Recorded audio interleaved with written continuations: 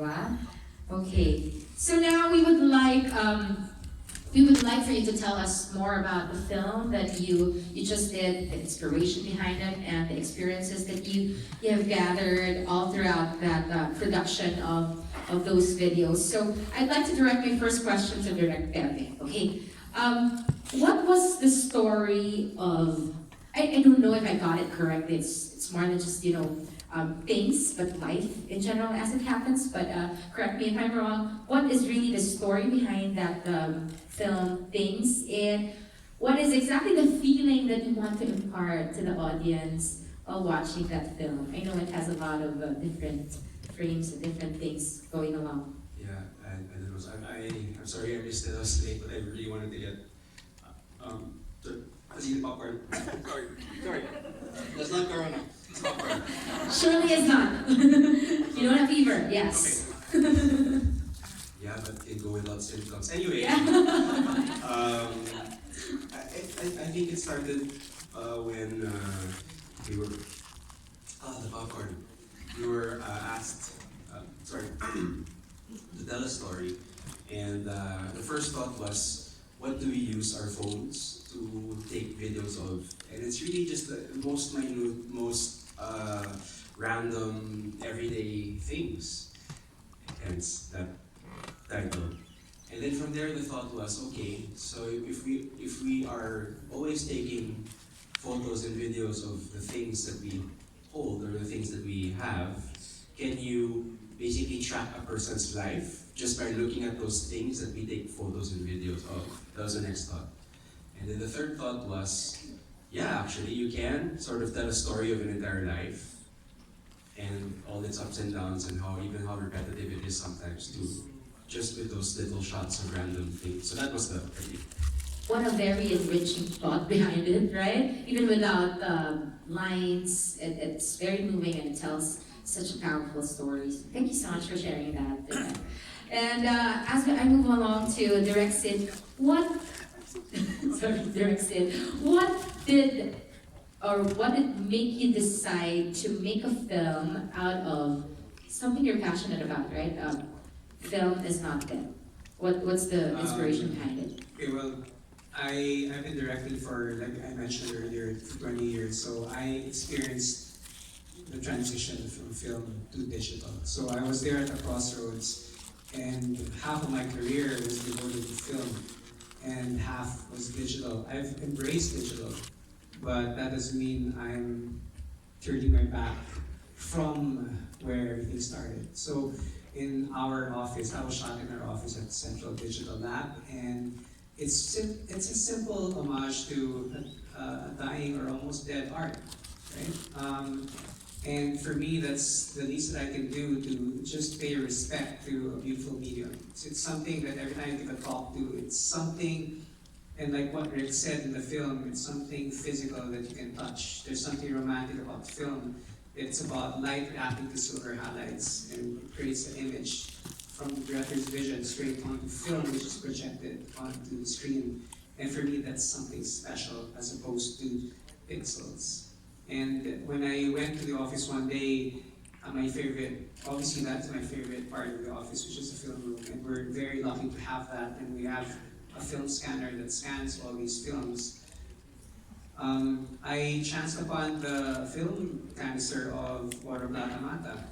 So, and for me, and we restored Ora Plata Mata, Himala, ganito kami noon, paano kayo ngayon, among others. And we pride ourselves in that. But my point is that when I opened the can, it smelled of vinegar.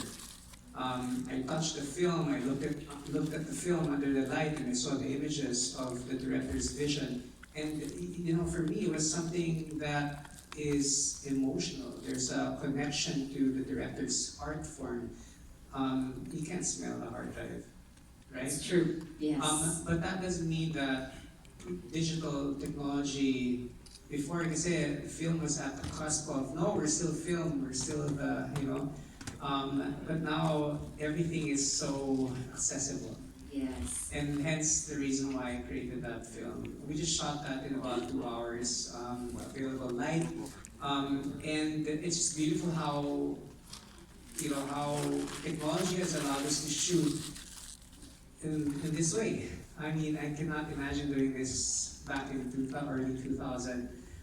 Just something that you put in your pocket and then you create imagery. But at the end of the day, it's about the story, right? It's not about the resolution, it's not about the lighting, it's about the story and how you tell it. And as an advertising guy, who is, I guess, a master of 30 seconds, something I want to just get out of that comfort zone and present something that is completely the opposite of what I usually do, is to present a documentary and something that I want to immortalize in a way. A medium that is special to my heart, which is film.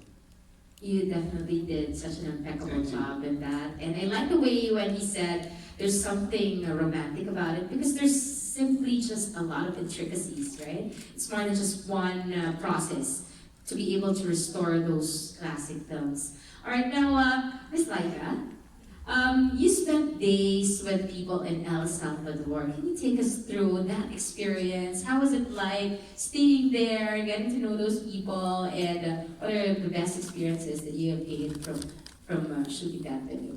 So we spent around 8 days at sea. There's a lot of fighting seasickness too. And a lot of deadlines. Yeah. I was very much sunog after that shoot. But spending time with sea wardens in El Salvador was a very humbling experience. I think one of the best moments that we've had with them was sharing meals together. The sea wardens would get freshly fished fish, and we would eat that as our breakfast, as our lunch, or even dinner. We would try to make coffee in the middle of the sea using the little water that we have.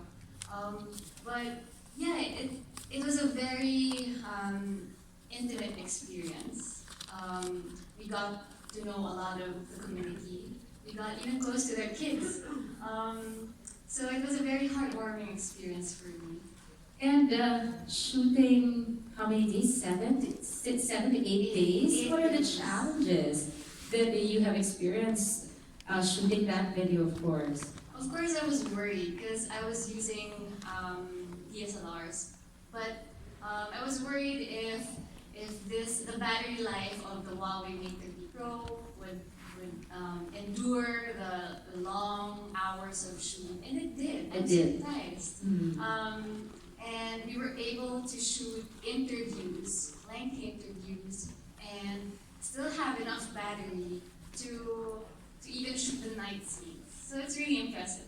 That was actually one of my question with regards to shooting in that area for quite a long time. So at least we're able to address that for a lot of us who have the same question in mind. But thank you for paving the way to my next set of questions about some technicalities in using the Huawei Mate 30 Pro. So let's talk about more on the developing those videos, developing those films, and using the Mate 30 Pro. So for Director Pepe, can you, as a seasoned director, you probably have worked with all of the top caliber equipment, right? So in all of the films that you have been producing. But with this short film, you only used the Huawei Mate 30 Pro. So how's the experience in using it? And would you be able to consider this as an alternative probably in more films that you will have to make in the future? We shot the whole film in an entire day from morning to about night, and same thing with the battery, it just lasted the whole day. We were so shocked that we didn't have to change batteries and have to charge. We just kept on shooting. The challenge for us was we had a lot of scenes. It was really simple, but we had a lot of scenes. We had a lot of actors, a lot of setups that we had to do, and we shot everything in the house. So with this phone, we just kept it going and going and going. It was good. Setup-wise, we just had what I did add was a prime lens attachment, which gave us, I think, a 50 mm square focal length, which is why a lot of the shots that you see are defocused with the foregrounds and backgrounds. But that was basically it. I had to keep it stable. I put it on the grid. That was it. But we handled everything. Settings wise, we shot in 4K, and I shoot everything that I do in 4K because you have the power in post production to crop, which is a good thing. And then my rule whenever I shoot anything, whether it's a film, whether it's a commercial or a short film or the TV show the travel show that I do on TV, my rule is always to shoot, whenever there's no talking on camera, I always shoot, I think it's a 60p. So I was able to do that graceful also because then I had the power in editing to slow things down if I needed to. Or to make some shots more romantic by slowing them down. So yeah, that was it. And actually, when we submitted the film to Huawei, they wrote us an email and said, can you make sure that all the footage that you used in the film was shot with an 830 Pro? They were surprised as well. And every single frame was shot with an 830 Pro. We didn't add anything else. Yeah. It was very surprising to see all of those frames and with high quality in every frame as well. Direct Sid, my next question is addressed to you with almost of the same theme of the question as I asked Direct Pepe here. What are some similarities, or you could say some differences in using Huawei Mate 30 Pro vis-a-vis when you use the big cameras, and how do you think it can change the sphere of producing films? I think it's fair to say that, I think comparatively, I think the high-end cameras obviously have a lot of advantages with big mass lenses. And We're not going to take that away from them, of course, right? obviously, but my point is that I think we're going in the right direction. Yes. Witnessing and using the phone, for me, I think, opens a lot of possibilities. And just a few years down the road, when I look back retrospectively, how technology has changed filmmaking. And the fact that watching Lyka's film and Pepe's film, and both are beautiful and cinematically shot, and to think that everything was shot from a gadget that fit your pocket is just, for me, mind-blowing. And coming from film, that is something else. And I think we are, like I said, we are going the right direction. And I'm excited to see what Huawei has in store for us in the future. What else are we going to look forward to? And we are so excited to see more of what innovations can do by this company. You mentioned in your presentation, Direct Sid, a while ago, a lot of features, a lot of technicalities of what amazing things that Huawei Mate 30 Pro can do. But what is your favorite, the top of the top feature that you have been able to use in your film? And that can be answered by all the three of you as well. Well, for me, I think it's really the low light capabilities. I think that has always been a problem. Smaller sensor cameras, and for this one, I really want to take advantage of that. So I think that's something that for me really stands out in this phone. How about you, Dirk Pepe? Any favorite feature from the smartphone that you used? I think, as I said a while ago, it's really the overall experience of being able to just shoot and then getting a really beautiful picture at the end of it. It's that total package. The total package. And aside from, of course, you highlighted the battery life of it, is there anything else magnificent and brilliant that you'd like to highlight about using that device? The film that we shot was shot mostly on the Pro mode, and Yes. that allowed us control over what shutter speed to use, what aperture to use, and even the frame rate. We were allowed to shoot in slow-mo or in 30 FPS when we're shooting interviews. So that customization abilities gave us a lot of control in shooting the film that we want. Right, right. Well, everybody's probably taking down notes of what all the features that we want to highlight. But of course, there could be some filmmaker might just be watching us from way down here. What is the message that you would like to, aside of course the one that stuck to me the most is just shoot, right? But for director Lyka and director Sid, is there anything else that you'd like to inspire other people or budding filmmaker to further his or her craft? There is no excuse not to shoot. I mean, I hate to go back from where I started, but I mean, back then, I mean, a film camera would cost you an arm's length. Mhm. So now everything is more accessible. So for a budding filmmaker, just go out and shoot anything. Don't be afraid to make mistakes. And eventually you'll probably be able to see your own work on the screen. And basically that's it.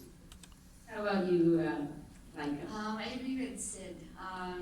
There's no excuse to shoot, but also one thing that the Huawei Mate 30 Pro allows us to do is it's very sleek, it's inconspicuous, it's easy to carry around, and if you're an aspiring documentary filmmaker, it gives you that space for the subject to be more open to you and be more honest to you, because if you want to capture the truth or their story, they're more confident speaking with us just with a phone, because with digital SLRs it can be very intimidating, but with a phone you can just shoot anything, and it's like a part of a family or a part of a community. It's there.